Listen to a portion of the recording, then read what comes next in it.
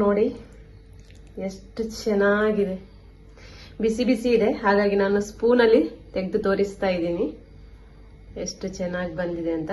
Taste ಅಂತೂ ತುಂಬಾನೇ ಚೆನ್ನಾಗಿದೆ, ಒಂದ್ಸಲ ಟ್ರೈ ಮಾಡಿ.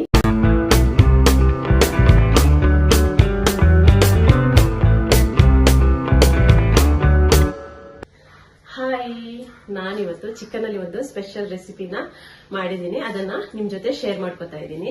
ಮೊನ್ನೆ 1 kg ಚಿಕನ್ ತಂದಾಗ ಅದರಲ್ಲಿ ಅರ್ಧ kg ನಾನು ಮಲೈ ಕಬಾಬ್ ಮಾಡಿದೆ. ಹಾಗೆ ಅರ್ಧ kg ಹಾಗೆ ಇಟ್ಟೆ, ಏನಾದ್ರೂ ಒಂದು ಸ್ಪೆಷಲ್ ಆಗಿ ಮಾಡೋಣ ಅಂತ.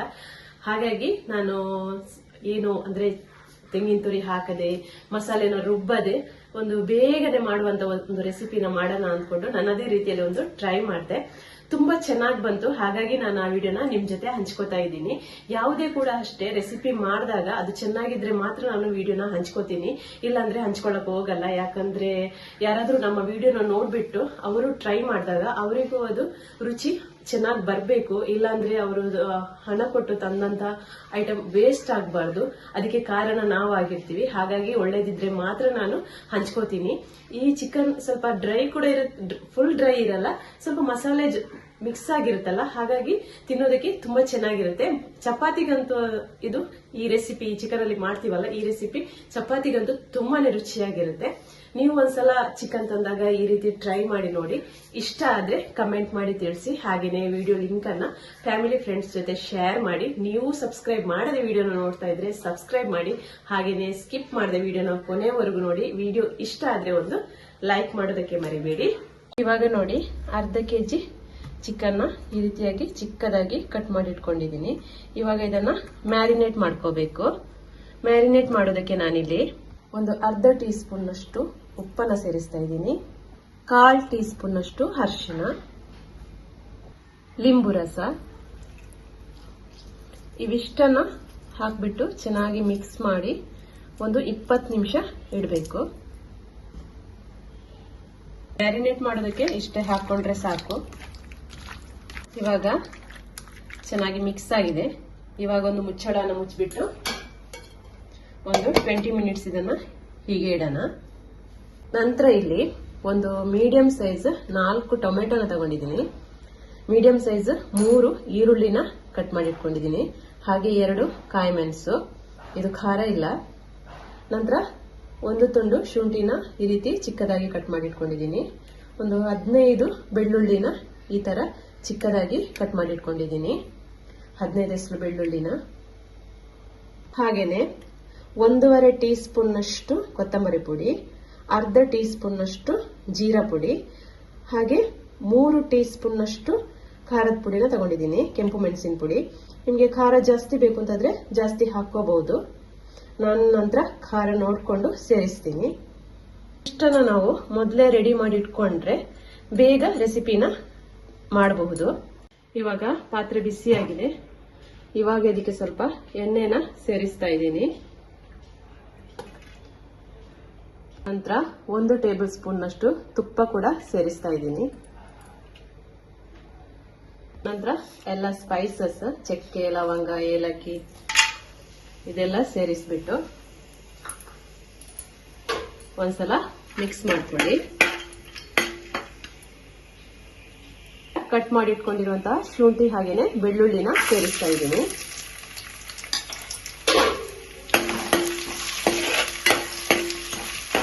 ಬೆಳ್ಳುಳ್ಳಿ ಸ್ವಲ್ಪ ಫ್ರೈ ಆಗಿದೆ. ಇವಾಗ ಬೆಳ್ಳುಳ್ಳಿ ಫ್ರೈ ಆಗಿದೆ. ಇವಾಗ ಇದಕ್ಕೆ ಚಿಕ್ಕದಾಗಿ ಕಟ್ ಮಾಡಿ ಇಟ್ಕೊಂಡಿರುವಂತಹ ಈರುಳ್ಳಿ ಹಾಗೇನೆ ಕಾಯಿ ಮೆಣಸನ್ನ ಸೇರಿಸ್ತಾ ಇದ್ದೀನಿ. ಸೇರಿಸಿದ ನಂತರ ಚೆನ್ನಾಗಿ ಮಿಕ್ಸ್ ಮಾಡ್ಕೋಬೇಕು. ಈರುಳ್ಳಿ ಕೂಡ ಹಾಗೇನೆ ಸ್ವಲ್ಪ ಫ್ರೈ ಆಗಬೇಕು. ಇಷ್ಟು ಫ್ರೈ ಆದ್ರೆ ಸಾಕು. ಇವಾಗ ಇದಕ್ಕೆ ಕಟ್ ಮಾಡಿ ಇಟ್ಕೊಂಡಿರುವಂತಹ ಟೊಮೆಟೊನ ಸೇರಿಸ್ಕೊಳ್ಳೋಣ.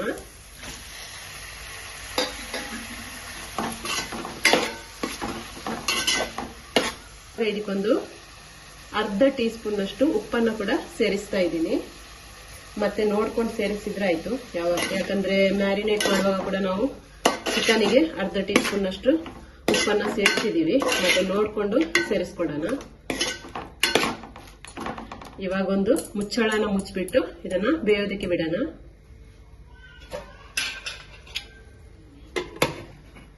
ಇದು ಸ್ವಲ್ಪ ಹೊತ್ತು ಬೇಯಲಿ. ಇವಾಗ ಬೆಂದಿದೆಯಾ ಅಂತ ಒಂದ್ಸಲ ಚೆಕ್ ಮಾಡೋಣ. ಟೊಮೆಟೊ ಬೇಯ್ತಾ ಬಂತು.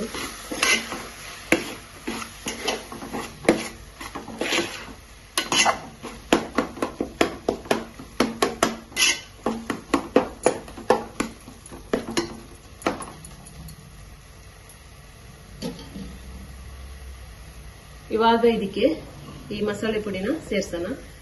ಮೆಣಸಿನ ಪುಡಿ, ಜೀರಾ ಪುಡಿ ಮತ್ತೆ ಕೊತ್ತಂಬರಿ ಪುಡಿ ಸೇರಿಸಿದ ನಂತರ ಒಂದ್ಸಲ ಚೆನ್ನಾಗಿ ಮಿಕ್ಸ್ ಮಾಡ್ಕೊಳ್ಳೋಣ.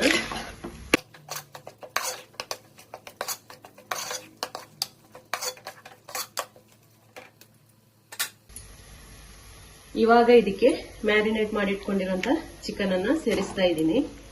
ಒಟ್ಟಿಗೆ ಬೇಯಲಿ ಮಸಾಲೆ ಜೊತೆ.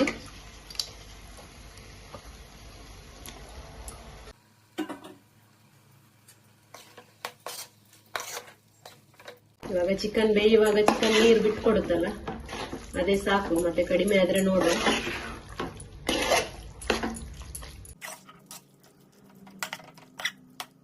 ಇವಾಗ ಒಂದು ಮುಚ್ಚಳನ ಮುಚ್ಚಿಬಿಟ್ಟು ಒಂದು 5 ನಿಮಿಷ ಬೇಯೋದಕ್ಕೆ ಬಿಡೋಣ. 5 ನಿಮಿಷ ಬಿಟ್ಟು ನೋಡಿದ್ರೆ ಆಯ್ತು. ಇವಾಗ ನೋಡಿ, ಚಿಕನ್ ಎಷ್ಟು ನೀರು ಬಿಟ್ಕೊಟ್ಟಿದೆ. ಹಾಗಾಗಿ ನೀರು ಹಾಕುವ ಅವಶ್ಯಕತೆ ಇಲ್ಲ. ಇವಾಗ ಒಂದ್ಸಲ ಮಿಕ್ಸ್ ಮಾಡ್ಕೊಳ್ಳೋಣ. ಇನ್ನು ನೀರು ಇದು ಬೇಯ್ತಾ ಇದ್ರಲ್ಲೇ ಆವಿ ಆಗ್ಬೇಕು. ಅಷ್ಟರವರೆಗೆ ನಾವು ಇದನ್ನ ಬೇಯಿಸ್ಕೋಬೇಕು. ಈ ಹಂತದಲ್ಲಿ ಒಮ್ಮೆ ಉಪ್ಪು ಖಾರ ಎಲ್ಲ ನೋಡ್ಕೊಳ್ಳಿ. ಒಂದು ವೇಳೆ ಕಡಿಮೆ ಇದ್ರೆ ಸೇರಿಸ್ಕೊಂಡ್ರೆ ಆಯ್ತು. ನನಗೆ ಸರಿಯಾಗಿದೆ, ನಾನಿನ್ನು ಸೇರಿಸ್ತಾ ಇಲ್ಲ. ಉಪ್ಪು ಮತ್ತೆ ಖಾರ ಎರಡು ಕೂಡ ಸರಿಯಾಗಿದೆ, ಹಾಗಾಗಿ ನಾನು ಸೇರಿಸ್ತಿಲ್ಲ. ಇಷ್ಟೇ ಸಾಕು. ಇದನ್ನು ಚೆನ್ನಾಗಿ ಬೇಯಲಿ ಸ್ವಲ್ಪ ಹೊತ್ತು. ಒಂದು 3 ರಿಂದ 4 ನಿಮಿಷ ಬೇಕಾಗ್ಬೋದು.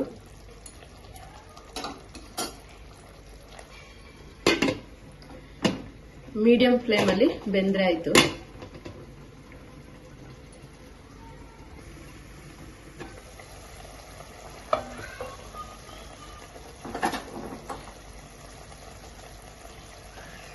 ಇವಾಗ ಇದಕ್ಕೆ ಗರಂ ಮಸಾಲೆನ ಸ್ವಲ್ಪ ಸೇರಿಸ್ತಾ ಇದ್ದೀನಿ. ಗರಂ ಮಸಾಲೆ ಪೌಡರ್ ಸೇರಿಸ್ಬಿಟ್ಟು ಒಂದ್ಸಲ ಮಿಕ್ಸ್ ಮಾಡ್ಕೊಳ್ಳೋಣ.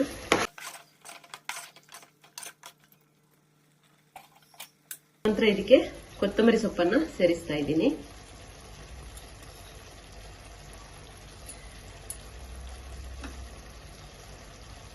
ಹಾಗೆ ಕರಿಬೇವು ಸೊಪ್ಪು ಕೂಡ, ಎರಡನ್ನು ಕೂಡ ಸೇರಿಸ್ತಾ ಇದ್ದೀನಿ. ಸೇರಿಸಿದ ನಂತರ ಒಂದ್ಸಲ ಚೆನ್ನಾಗಿ ಮಿಕ್ಸ್ ಮಾಡ್ಕೊಳ್ಳೋಣ.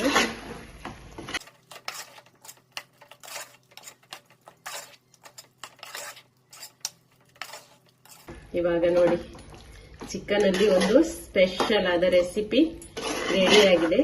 ತುಂಬಾ ಈಸಿ ಇದೆ, ಹಾಗೇನೆ ತುಂಬಾ ರುಚಿ ಕೂಡ ಇರುತ್ತೆ. ಒಂದ್ಸಲ ಈ ರೀತಿ ಟ್ರೈ ಮಾಡಿ, ನಂತರ ಟೇಸ್ಟ್ ಹೇಗಿತ್ತು ಅಂತ ಕಮೆಂಟ್ ಮಾಡಿ ತಿಳಿಸಿ. ವಿಡಿಯೋ ಇಷ್ಟ ಆದ್ರೆ ಒಂದು ಲೈಕ್ ಮಾಡೋದಕ್ಕೆ ಮರಿಬೇಡಿ.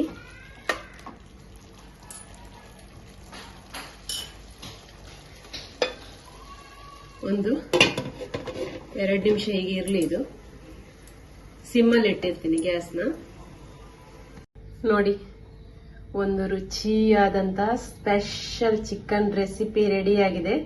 ತುಂಬಾ ಈಸಿ ಕೂಡ ಮಾಡ್ಲಿಕ್ಕೆ, ಹಾಗೇನೆ ರುಚಿ ಕೂಡ ತುಂಬಾನೇ ಚೆನ್ನಾಗಿರುತ್ತೆ.